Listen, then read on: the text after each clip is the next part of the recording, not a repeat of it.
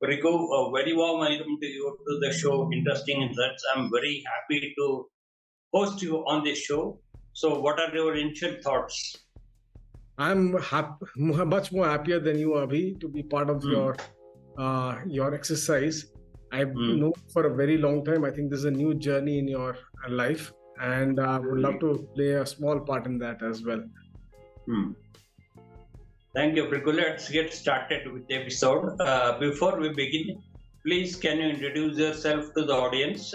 You can begin with your name, the place of your birth, your education, what are you doing right now, and of course, last but not the least, your hobbies. Over to you. Thank you, Abhi. So, to everybody, my name is Brighu. That's my first name, but the full name is Brighu Ravi Bhatrali. A lot of people tend to call me Ravi, which is my father's name. That's the easiest part. But the first name still stands as Brighu. I was born in Mumbai primarily because my mother is from that city. My father is from Mysore. He was with the foreign services, and I've had a very interesting life in terms of from the perspective that I've been moving around a lot, met a lot of people, made a lot of friends, and that kind of has led to having very varied interests. So my journey of the last 43 years has been spent in started off in Mumbai, was then shipped off to Hong Kong, now just about 2 or 3 months. From then to Colombo, where my father was deputed again for a couple of years. We rushed back the LTT insurgency and landed in Delhi, which is where the headquarters are. My parents are both government officials, rather retired peacefully in Mysore right now. From Delhi, I completed my schooling from Vidyaniketan as well as Chinmaya Vidyalaya. Thereon, I went across to Mysore, which is because my father was again transferred. Did my bachelor's in commerce from Mahajana's PU College. After that, I landed in Pune to do my MBA in international business. That is a very specific passion of mine, and probably comes in because of my father's background in the foreign services. That is a small reason, but then I've always been interested in foreign affairs. Thereafter, through my campus, I was Baramati Engineering in Pune in the foundry industry. And moved into Devo International, which is a international trading company. Was again there in Delhi. After that, I then moved to Bangalore to get into software services. Was with Now Infosystems, and then Drishti Soft. Then short stint in Freshly, then Kroppen as well, and currently with Trace Technologies. But the one unique as well as the most consistent factors that I've always been in international business. So I've gone to all continents of the world, done about 56, 60 countries, traveled over there. So all of these things have, taught me a lot. I've learned a lot from these experiences, meeting different types of people. Currently, I'm head of international business at Trace Technologies. And that's my life story in a very brief, from a very brief perspective. And just to touch upon probably the hobbies part you talked about, again, experiences have given me a lot of opportunities to try different things. But some of those which really stand out happen to be adventure sports, poetry writing, storytelling, story writing, of course, a lot of reading. I've done, primarily been an amateur sportsman, so you can call me at any point of the day. I'll be ready to play the sport. What happens afterward is a different story, where I'll probably be injured, lying down for a few weeks. But yeah, these are some of my key passions, key hobbies. Story writing is always been there, but more private than public. But very recently I did publish something for very young kids. So that's probably been another chapter in my life. Great to hear your story, Brighu. So, a lot of hobbies, but we will start with the story writing. So, how did it start? Over to you. Very interesting. So I have to probably go back 43 years. And the reason why I say that is because my grandfather on my maternal side, he did something very interesting. When I was just about born, he started writing pages. And in those pages, he started writing stories. And at that time, the trend was always mythological stories. He wanted to pass on all of the information. So interestingly, when I was about 10 years old, 8 to 10 years old, and was able to read, I was handed over the sheaf of papers, and they were all handwritten by my maternal grandfather. He was in Mumbai, K. Subbarao, and I had the privilege of somebody sharing stories with me one-on-one. At the same time, my father also, in whatever time he had, he was busy of his journey.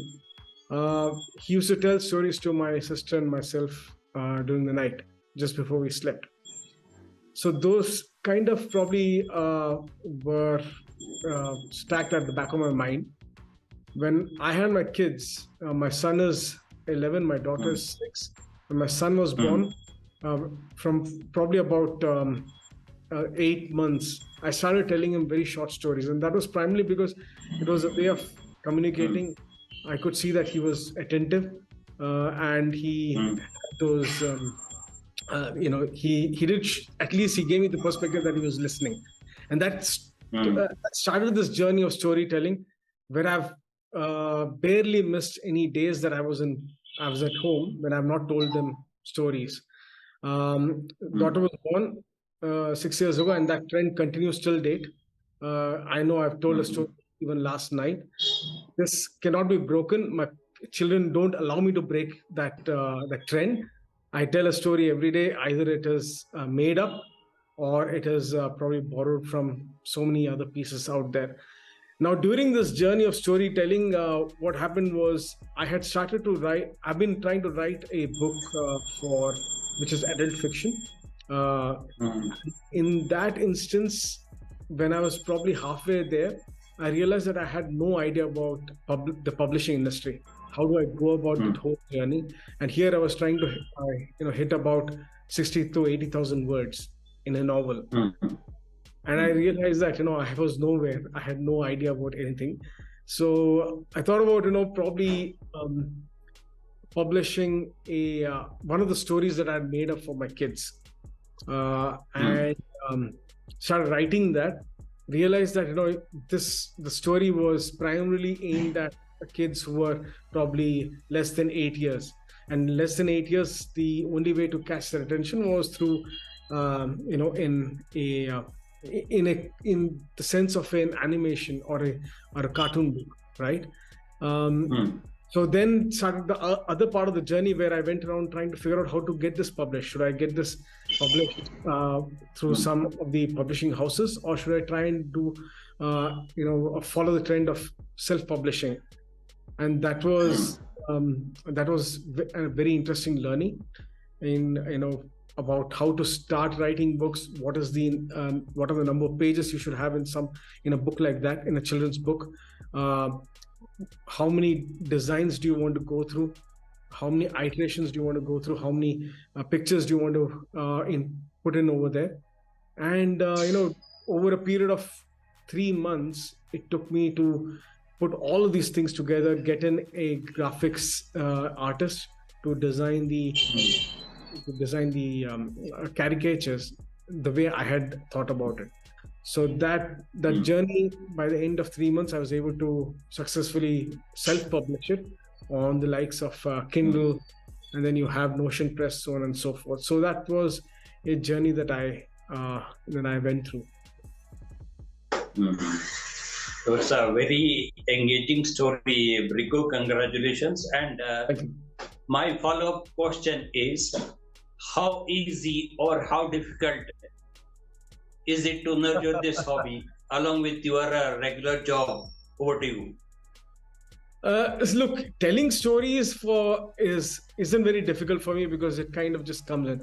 Because telling stories does not involve too much of effort. When I say effort, you're trying to put pen to paper, and when it becomes pen to paper, you suddenly realize how many holes are there in the story.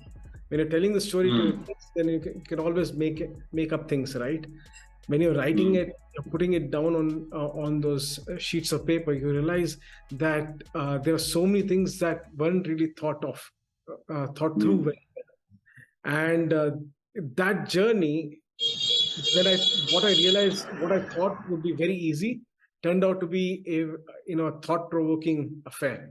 It took me quite a while to actually create the script, create the story, and then realize that through research that this is not the way it should be presented. So I had to cut down on words, cut down on the grammar, cut down on make it a lot more easier to understand, because the target audience were kids below 8 years. And then how do I go about the publishing journey? Again, researching around that, having no references, nobody to talk to, nobody in my circle who has gone through this experience. So this was very first for me. And another realization there was, continuity. Do I stop with one book or do I continue? And then, that kind of also brought me to the point that while I was working, I can only spend so many hours. And when I'm working, then, the mind also starts to stray. So you have to compartmentalize and, strike some balance. So you spend some time when you're traveling, when you're over weekends, to spend some time over there, figure how you would like to present the book to the readers, and then hope for the best. The easiest part is, like I said, the easiest part was just telling that story to my kids.